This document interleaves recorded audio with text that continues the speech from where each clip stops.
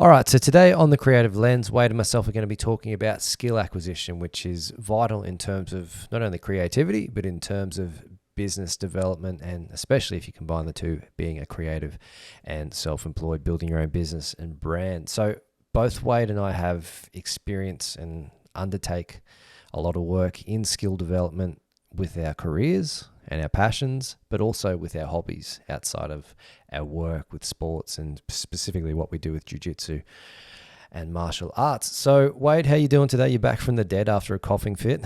Slowly had a bit of a coughing fit right when we started recording, so that's always fun. So yeah, no, we have a lot of overlapping interests and a lot of things in different fields, and there's definitely a few things I think that you and I have both learned when it comes to learning. And it could basically swing either way. I think whether you're actually just trying to source information yourself or whether you're just committing to learning something. Yeah, well, there's it's one of these things which it's vital for to constantly stay, even whether it's artistic or even with business stuff, you have to constantly be learning new skills, whether you like it or not. Whether to keep evolving with your creative work or to stay up to date with your business practices and just keep your ship in order, so to speak, with that. So it's like that old saying, if you're not moving forward, you're moving backwards. Yeah, stagnation is, there's many great phrases on that one. But I think the thing to keep in mind is when I think of skill acquisition or learning new skills, there's two ways to look at it. You can think about it in terms of a physical skill, in terms of particularly with my work with music and the guitar, I'm constantly having to develop physical skills all the time to not only explore my passions for it, but to stay up to date and to stay on top of what I do for work.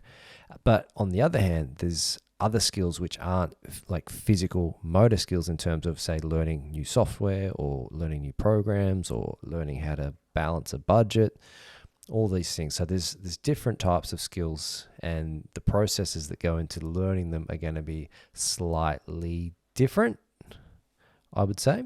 But in terms of let's talk about your work, Wade, in terms of, can you talk about something recently that you've undertaken, which is you can relate to processes you've used, whether creatively and maybe in a business sense as well, to complement your work creatively that you've undertaken?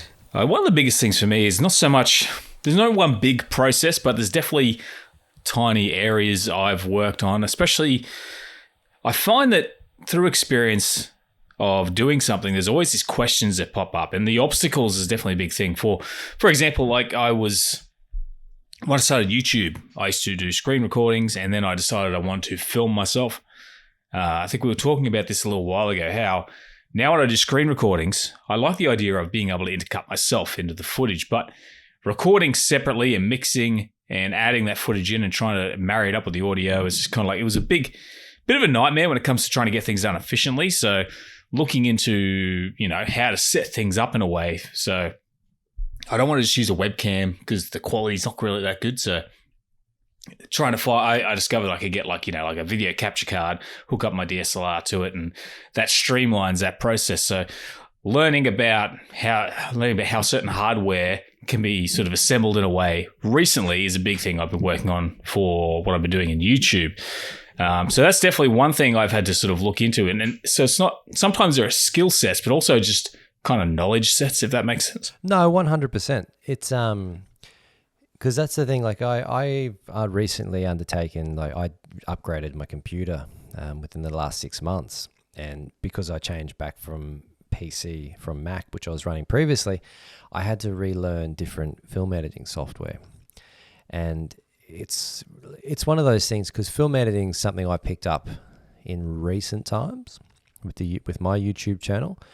And it was definitely a lot of friction when starting out, because with Final Cut, I got really comfortable with that, where I could edit what I wanted to do. You could just kind of visualize it, and you've built the motor skills and the patterns to just, to do what you want to do.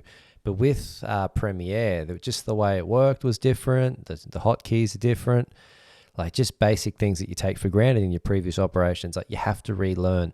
And I think the first thing to keep in mind whenever you want to learn something is repetition is a massive part of, it's the foundation of learning any new skill.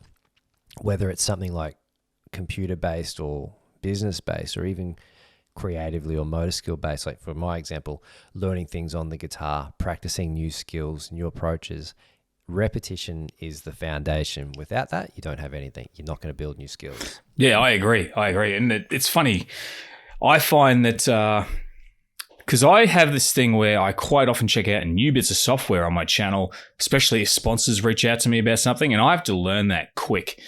But because I've learnt new software over and over again, I know to sit down and go, cool, I know what this software is supposed to achieve, so I'll try and achieve it first. So if it's an AI art software, it's pretty simple. I know I have to put in a prompt to create an image, but when there's certain options I want to explore, I'm able to go, cool, where are those options, and ask those questions. And then, of course, if I really want to, I can go look up a video on it. But yeah, it's one of those things where the more you understand overall, which comes from repetition, because after a while you start to see the pieces sort of come together, you start to understand the overall process, and then you're able to go and find the finer details to piece in the gaps. And I think that's handy. And when you're talking about something physical, one thing I started doing this year, and I know we've talked about jiu-jitsu in the past, we both do Brazilian jiu-jitsu. I also have been doing Muay Thai. I've been doing it both for about 20 years, but one thing that was holding me back was my footwork was starting to get lazy. So I literally came up with a routine that I would do 20 minutes every morning with my footwork. So that's where I can understand taking the concept of sparring and going, cool, I know how to use these tools, but my positioning wasn't very good. So being able to take one portion of that, work out or look up different variations of footwork, and then drill it in the morning for 20 minutes was a way I was able to sort of learn how to spar better. So being able to take something like that and break it down, I think that's kind of like the ultimate goal. When you're far down the rabbit hole of learning, obviously there's learning a whole brand new skill, but if you're already doing something, sometimes you need to be able to break apart what you're doing and focus on that one area. Yeah, 100. That's vital to be able to do that, because like I'm lucky in the sense that like, what I do with my music and with the guitar, like I get to teach it as well. So it's almost like I'm my own guinea pig in that regard. Yeah, 100%. And it's like they say, when you start to teach yourself, because you're forced to organize your thoughts and deliver them in a way that people can understand. And then as you're working that out, you get little connections made mentally that you go, oh, yeah, I never even considered putting things together that way, even though I just did. And then you're able to connect the dots even better. It's interesting how it works, isn't it? Well, you touched on a few things there when you're talking about your footwork to get the wheels under those cannons there. But some really profound things, which I think I want to highlight there, was breaking things down into little bits. And I think we spoke about repetition early. The second part of it, man, is having the right process and approach. And I think with that, you've got to, like, one of the things I think which is overlooked is you've got to try and look at what gives you the most return on your time invested when you're developing new skills. So if you're going to work away on something which is only going to give you, like, particularly with guitar, I have a lot of people who get in touch and they want to learn the flashy things, right? But what's not enabling them to do the flashy things is they don't have there's some basic things that they just don't have together. And they're like, oh, I don't want to do that. But like, if you don't have, like you're talking about with your footwork in regards to striking, like, but if you don't have the basics down, you're not going to have the foundation to put the next block on top of what you're doing to enable you to do the flashy things. So having that, I guess, and that's where you need it. Like, you need someone who's actually had the experience and the time and the wisdom to actually allow you to go, all right, this is a potential pathway you can take to get where you want to go. Like you're talking about with your software before, like you understand what it does. You're not just like pushing buttons. You go, okay, I have a goal in mind. I want to get to the end of it. So the repetition with that actual focused, like intention of what you're trying to do is very, very important. And another thing that because when I got right into music and studying the guitar, like seriously, I'm like, I'm going to do this for my life. Like whether it turns into a career, but like it has, but I'm going to do this for my life. I used to carry like this little loose leaf clip in like A4 pages, man. And like, I would literally write my practice out. Like, this is what I did today, like noting it, like ridiculously, and it was too much. I look back now and just think it was too much detail. But I would go, okay, I'd break it down into like, this is where I want to be in a month's time on this task, and you would break it down into, say, I want to be doing this. So what are the steps backwards to that? So having those really simple things, because you might have a lofty goal, but that lofty goal is made up of 10 steps, and you want to make sure you're doing all of those, like each little step. The goal, like when you hit the end of that, that's when the goal actually actualizes.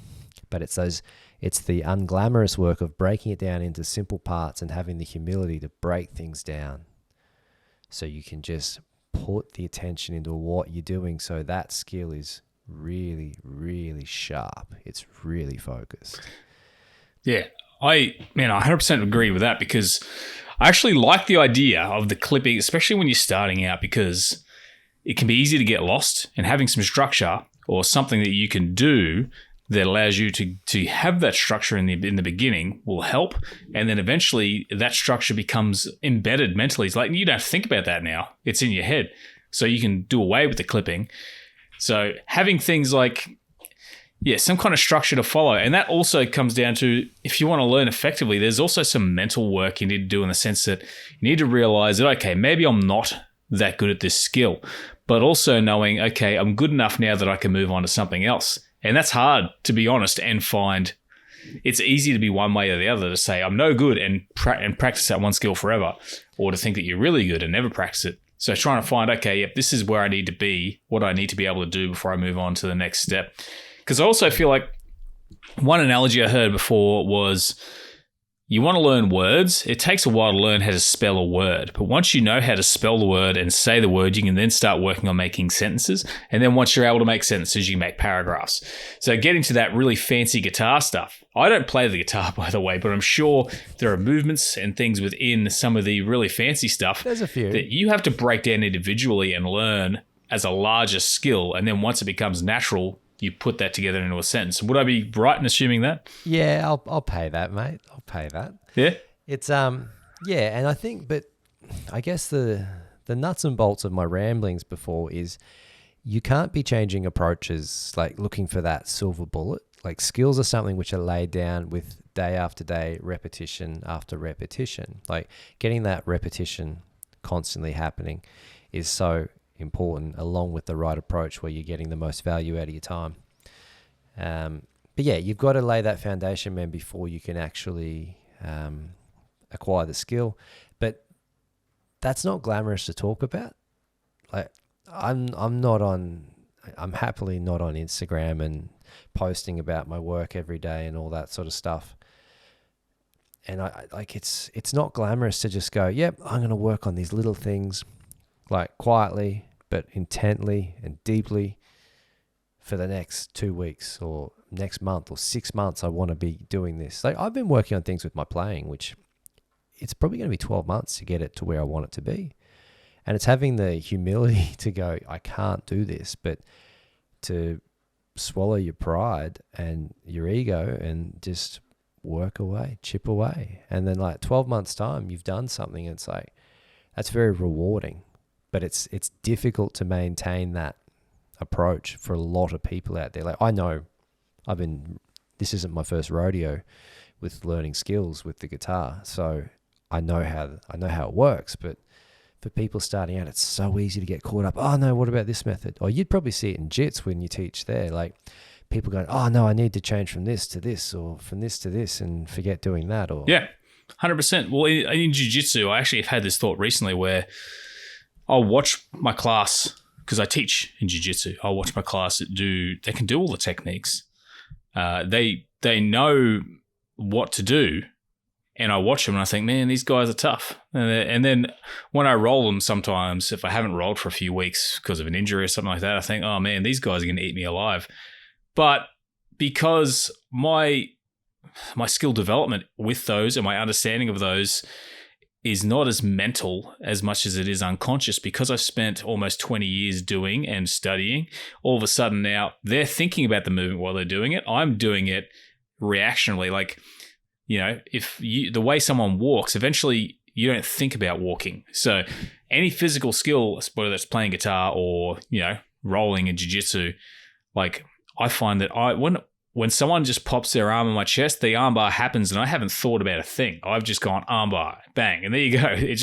It comes out, because any skill that you learn, and that's the thing about repetition, when it becomes unconscious, that's when you're most proficient. Now, you haven't actually learnt more knowledge necessarily, but your body has physically learnt the pathways to make that happen in a better way. And surprisingly enough, you watch anyone playing a video game on a computer and it's the same thing. They know exactly. I haven't played video games for years, but I remember we used to play Quake 3 like 20 years ago, me and a bunch of friends. And without even thinking about it, I could sit at a computer and my fingers would go right on the keys I needed to move without looking. Everything was there. I knew how to move, and it was like an extension of my thoughts. And it's the same with software then too. Once you get used to software, I've been using Photoshop for 20 years. I don't even think. I just work. My fingers just are on autopilot while I'm doing things in Photoshop. So that is kind of like the ultimate goal. And then you want to sort of add things on top of that. So literally, that's where the repetition comes in. And yeah, and it's not that you're doing anything different on you. It's just work, and you're constantly putting it in. And that doesn't sell programs, or that doesn't sell. That's why tools that solve problems are probably so effective as well, is that you can just use the tool to solve a problem. But if you have those skills, you can use the tool more efficiently still. So another bit of a ramble, but it's just putting in the hours and putting in the weeks and the years. Yeah, but it's putting in the hours, like, to take that to the next step further, I think, is because the biggest thing I see with people, because I've been telling people, because the neuroscience is pretty well established in how skills are built. Like, there's obviously going to be continual developments and things people become aware of, but there's no real like, oh wow, like that's the game changer. Like, to build skills, it just takes time. And the biggest issue I see with people, regardless of whether it's like guitar, I'm teaching someone, or it's like you see someone at jits, like, it's the way they go about, because the thing is that people go, oh yeah, show me how to do that. And so, oh yeah, cool. And so here's how you go about it. So one thing, they go, here's how you do it. Second point is, here's the process and how to develop that. Very few people actually want to follow the process. They're like, oh yeah, that's it, I got it. And they don't. It's like sloppy. And like, how many times have you had people go, show me that, like at jits, and it's like, okay, you show someone and then they drill it and they're just trying to rush through it. They're missing all the details, and like, it's just a sloppy mess. Oh yeah. Yeah. And sometimes I get people go, well, yeah, that doesn't work for me. It's like, well, you've drilled it twice, or, so like, it doesn't happen often, but I get that. And there's a point where I just go, cool, I'm letting this one go. Then for me personally, it's funny because as a teacher, this is where there's a little bit of a turning point as well, because there's the process and then there's also understanding the student as a teacher. And I'm not necessarily trying to talk about how to be a better teacher here, but it makes sense to find a teacher who understands how to get you on board and explain things. Like, if I'm a complete beginner and I go in and I want to learn something, if I got a coach, if I'm saying, well, I don't really want to do the process, and that's it. For one, understand that. If you listen to this podcast, understand that going in, because you can be a more efficient and effective student by understanding when you're being given instructions by a teacher, then you should just follow them. Like, most of the time, you should just follow them. And then you can always review and feel like if there's anything you want to change afterwards. But a good teacher will also understand, okay, look, this is why you need to develop that. And that's why we're having this discussion as well. It's like, repetition is one thing, and there's a process to the repetition. If you get the wrong process and you do poor repetitions, then you produce a poor skill. So it's funny, like, I feel like the important thing is, one, yeah, we want the repetition, we put the time in, but you also want to have a clean source of information. So that means getting a good coach, finding a good source of the information, and having a good approach to how you do things. Because like you said, the process is everything, and you're only going to get that from someone who understands the process. And not all hours or minutes in skill acquisition are equal. Like, and what I mean by that is the depth in which you're actually involved and engaged in what you're doing. Like, there's a certain point of once you understand a skill, right? You understand what the points are, and you might be going through it smoothly and steadily, and you can actually piece it together brokenly. Once you sort of can piece something together brokenly, then you need to start practicing it in an actual rhythm. And like, I'll use a music analogy here. So once I can hit something about steadily, let's just call it for a random number, like 15 to 20% accuracy, right? I will then drill it with start drilling it like in the context that I want to execute that skill, but drilling it in the context where it's slowed down, like it's nowhere near where the skill wants to be or is going to end up. But I'm doing that so I can absorb the detail. Like you were talking about your footwork before, and the depth, and like nothing else exists outside of what I'm doing. Like I could sit there and be half daydreaming and thinking about the football or what I'm going to do this weekend or blah, blah. But it's the intensity of the concentration and like how much you can extract and absorb by really focusing in that moment. And it's quite shocking to people. I've seen people who will practice a skill for like 5 to 10 minutes a session, man. And like the difference in that skill over the space of a week it's huge. They might have improved like 20 to 30% just on that one skill by just really zoning in on it. Yeah, focus. Definitely. I agree. I think that you really have to be able to get that full focus. And every skill you get needs to be broken down. And I mean, like, if you're having trouble with something, you can always break it down further. Especially, it's funny, we tend to talk about business a lot more, but physical is easy to explain and then it's easy to kind of go across. So like if you're talking about, I think most people can relate to boxing as well. We're talking about jiu-jitsu. Let's shift over to boxing for a sec. If I say to someone, here's how you can do that combination and get off on an angle so that they can't hit you, they go, all right, well, how do I do that? You go, cool. Well, you throw your jab, you cross, you shuffle to that side before you know, and then it's like, well, okay, cool. How do I do that shuffle? You break down the shuffle or you break down the jab and the cross. You go, cool. How do I do that jab? It's like, well, you have to be able to straighten your arm.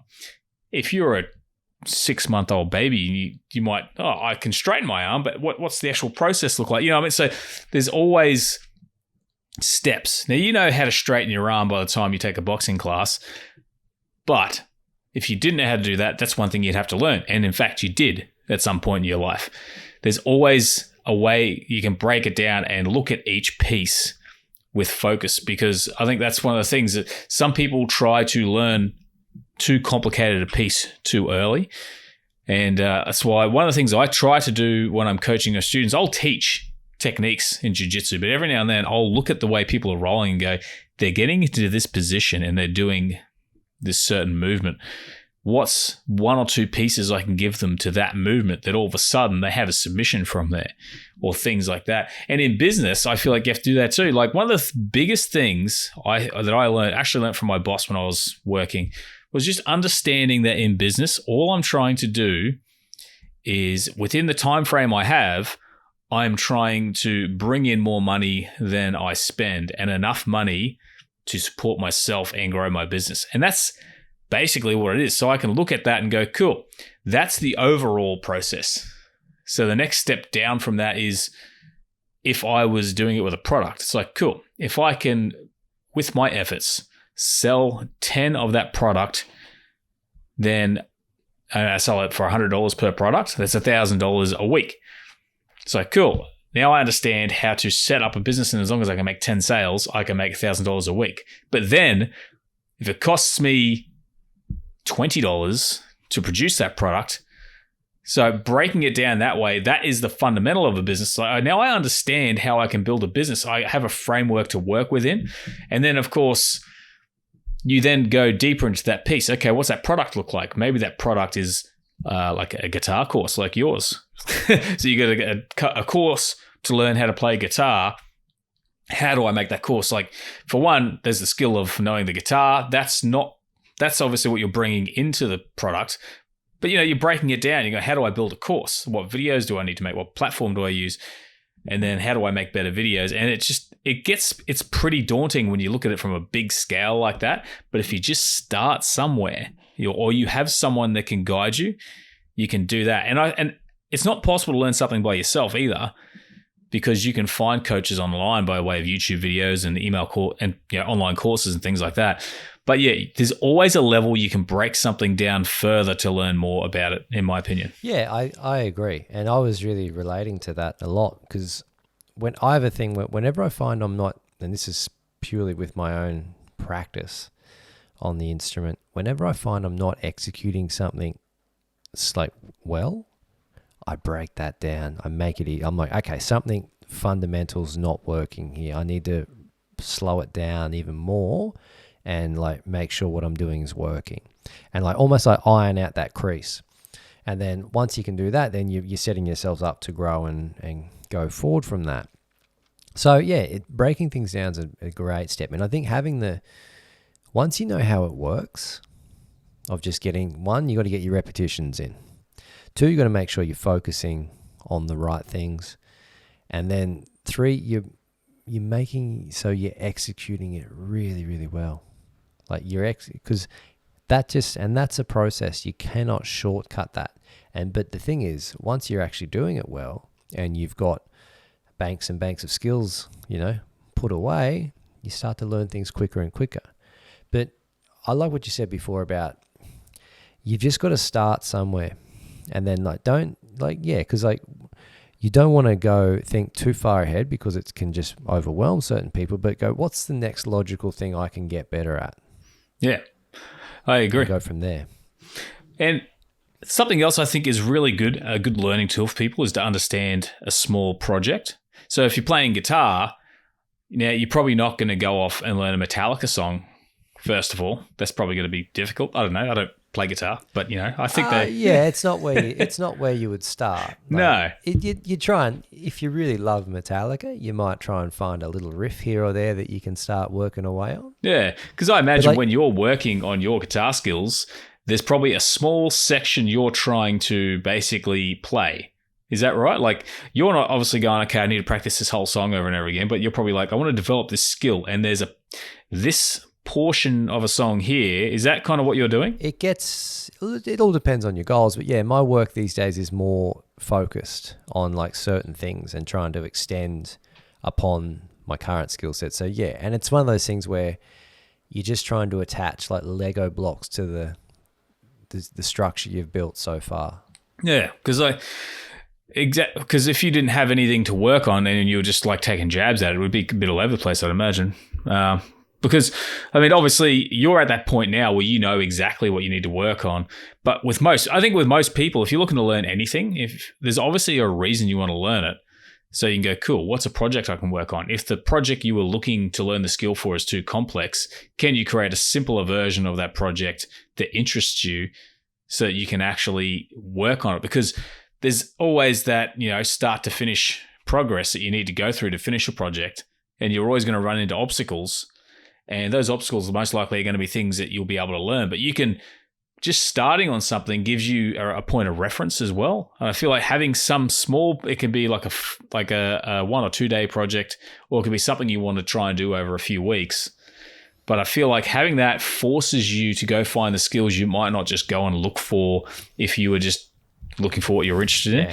And that's why it's good to have a coach too, because the coach will obviously help you with those skills. But if not, having a project does help, because it forces you to go, I'm stuck in this point. How do I learn to get around this point? Yeah. And sometimes it's something you did 3 or 4 steps back and you have to take steps back, and you know what I'm saying. But it sounded to me like there was a small chunk you were trying to do and you were going, I need to get better at that. Whether it's even just like 1 or 2 tiny pieces of a bit of music. I just thought that it was an interesting thing, having that idea of like, I need to achieve this small goal for today. Well, yeah, that's like, because I've got pieces I'm working on at the moment, which by the time it's said and done, it would have been about 12 months. But that's talking about like starting completely from zero with a new skill that I'm not trained with in the past, and then building that up to an elite level. And I know how it works. I know you just got to take the time, put the effort in.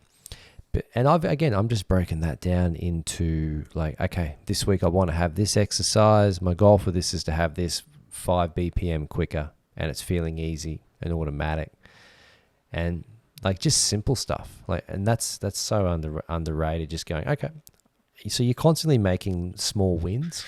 That's it, because you can easily assimilate that mentally, can't you? The small stuff is easier to assimilate, and it becomes cumulative, as opposed to trying to learn big things all at once. Well, one thing you're doing is you're building a culture. Like if you're building a culture, you're building an environment of you're constantly winning. Like you're constantly reinforcing to yourself, oh, I can do this. Oh yeah, cool. I'm doing that better than I was last week. Oh, cool. That's better. Like that's way better than what it was a month ago. And that's really positive. Instead of going, oh, I can't do this the way I want to do it. I'm shit. Like you want to make it the environment so it's you're moving forward. You're building your skills. You're getting closer to where you want to be. I feel like too, if you're talking about dedication to learning something, there's always going to be that point of like, if you've done something for long enough, it's like, am I getting enough out of this that I want to continue doing it? So like, if you're having those small wins, then every day or at least regularly, you can see progress and you go, cool, I'm moving forward. This is worth continuing. But if feel like you're getting nowhere, eventually you'll be like, well, why am I doing it? So it's not even just about the actual process of learning, but remaining dedicated enough that you feel like you're progressing will help you to actually learn faster and stay longer. It's like anyone, there's always people who are naturally gifted at something that they go to learn, and there are people who are the opposite, who will struggle.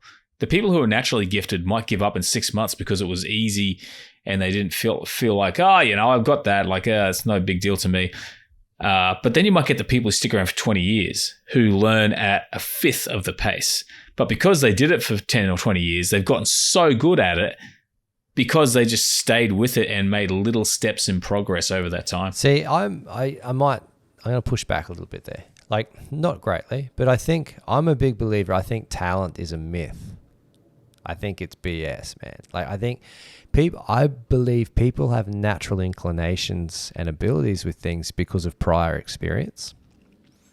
And like, because I've got some students who I've had over the years where you could watch them play after like 18 months to 2 years and you swear they've been playing for 5 or 6 years.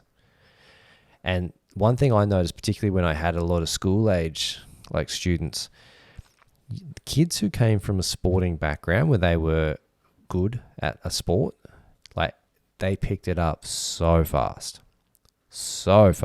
because they're used to drilling things. They've got developed motor skills already. And the students who just buy into the process of everything we've spoken about so far, like their progress just takes off. Like it's night and day towards the people who want to go, oh, but what if I just did this? Or what if I did that? Or is there a better way to do this?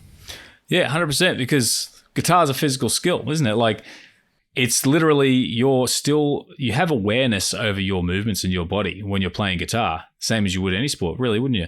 And if you're someone who understands how to use a computer, because I actually think I was more inclined toward a computer-based career like I've always been. I've been a graphic designer, but I drew a lot growing up and I played video games. So getting on a computer, through playing video games, I had a basic launching point.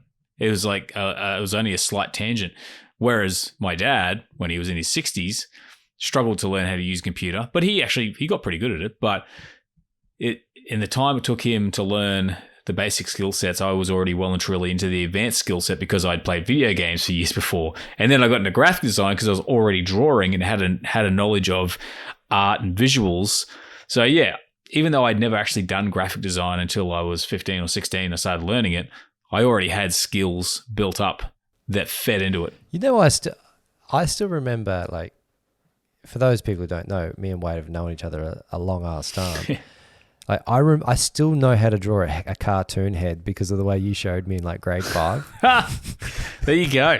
Like you showed me how to draw like a dude with his hat backwards on a skateboard. I can still do it. Oh, cool. Man. I used to illustrate my stories like in like year 6 or 7 with like the Wade creator impact stuff. There you go. There you go. But then, and I think one thing I'd like to shout out as well is Mega Drives, man. You and me were the only people flying the Sega Mega Drive flag. Oh, that's it. And if you're not sure what that is, for you people who aren't in Australia, that's a Sega Genesis. Oh, that's right. Yeah, Sega Mega Drive. Oh, yeah.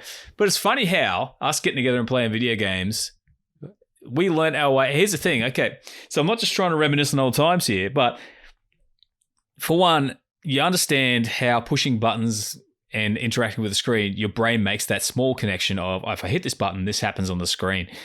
And beyond that, you then get things like menus. I understand that by using the up and down arrows, I get to explore this menu. And then you get to a computer and you understand, cool, but by pressing these buttons, I can type words. I understand how buttons work. And I understand that when I'm going to use something, I can use the up and down keys, or I can use this mouse. And like, for some people, that's just wild because they might move the mouse and get like a head spin because they've never sat down and pressed a button and seen what the screen does in response to it. So yeah, having something, and that's a tip if you want to learn something, especially if you're trying that. If there's one thing you want to learn in particular, this doesn't count necessarily, but if you're looking for something to learn because you're just constantly wanting to develop, if you think about your past experiences and think, well, what's a tangent of what I've done? You could then actually learn skills in a much more satisfying way because you can go, cool, I can learn that quicker. I feel like I've gotten somewhere. And then if you get bored of it, go find something else on a similar tangent. To be honest, and this is interesting, right, from a business perspective, and I'm going to kind of trace this back a fair bit, but I'm now on YouTube full time, which came from me doing, my web design, graphic design business, also came from doing a diploma in multimedia because I was interested in computers, Photoshop, and art because I was drawing and playing video games when I was 10. And if I want to break that down further, I started trying to make business. I started an online business by creating a blog. It was a fitness blog. And then I realized, I actually want to lean into something I've got more expertise in. But all the skills from that blog were transferable to a blog of another kind. And then the skills I learned creating and writing blogs were transferable to YouTube because I realized, people don't want to hear about me and my life. People want things that they can pick up and take away from the content. So the skills from blog content transferred to video content and so on. And it's the same with business. What you offer needs to be something someone can just take away and use for themselves. They don't care about how it affects you. So, but just those connections. It's actually just interesting when you think about it. The carryover, isn't it? There's a lot of because price, and that's what I mean. It accumulates. That's something I feel. Sorry, not what I mean, but I feel that every time you learn a skill and you go through that process where you learn it deeply and subconsciously, you're going through that process, you're deepening your knowledge, and you can't underestimate the carryover effects of skills. Yeah, 100%. So I'm glad you brought that up because like you said, it's not natural necessarily. I would say, if you're someone who decided you want to start playing basketball at age 9, but you were already 6 foot tall, that's probably a natural talent. But we're talking about minuscule percentages. For most people with most skills, that's not really, I think you're right. Prior experience in other fields definitely has a big impact. No, I agree, dude. Well, look, I think we've scratched the surface on a lot of this stuff, and we've gone over a lot of points that have worked well for us. Is there any references you want to point people towards that they might find useful about like skill development or skill learning? Any books or podcasts you've come across? Or I would say not so much podcasts, but I definitely have something to share, which I think is a nice little summary on kind of my perspective that you could walk away with. For the first one is, for one, if you can afford to pay for the ability to learn something, you can go to udemy.com and there's courses on just about everything. Unless you want to learn the guitar, then you got to go sign up for Ryan's guitar course and go from there. You will not lose. Places like Udemy are great, or Skillshare even. If you want to learn something and you're willing to pay a little bit, then that's going to be your best method for online learning. Otherwise, finding a coach in real life is probably the next best thing because they can guide you, help you that way. If you want to learn on your own, I actually recommend going to YouTube because it's free. Soak up a bunch of information. I would actually just spend a good amount of time, not forever, you need to put a cap on it, just watching sort of like educational content to try and wrap your head around how things work, then basically go, all right, I need a small and simple project. I'm going to do this and I'm going to learn how to overcome the obstacles, and then I'm going to move up to a more complicated project. And even if it's a real project, it doesn't have to be just a project for learning. Create something for real that forces you to learn. That's how I have learned in the past, I would say. And that's pretty much my takeaway from that. And just put in the time. Once you started, put in the time, drill down on those individual pieces and skills. And eventually you'll wake up one day and realize, oh, I've learned all of this stuff. Yeah, it's a slow accumulation, skill acquisition. Like there's times where it happens quick, where kind of there's a connection or a cross point of skills diverging, and that's always exciting. But most of the time it's a slow build, but it's amazing if you're doing it regularly and consistency over a period of months and years, how far you can actually move in incremental steps.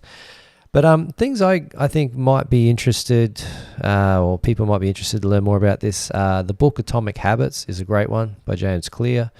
There's a book I read recently called Deep Work. I think the author is Cal Newport, and that talks about what we spoke about in terms of the concentration and really absorbing yourself in tasks to allow the most, sort of get the most out of your time invested there. And I think that's about it. I don't want to go crazy recommending a million books. Or people could just re-listen to the podcast again. That's always a great point of reference. Yeah, absolutely. It's honestly, if you find someone who knows more than you, you can probably learn from them. Yeah, absolutely. You just got to start and take action. And that's the thing. The beautiful thing about learning is it never ends, man. Yeah. There's never someone who's learned everything about something. I once knew a guy, man. Oh, yeah, that's it. Actually, I will say one thing just to finish up about that too. If you look at someone like, say, Bruce Lee, now he can be controversial these days. A lot of people like him, a lot of people don't.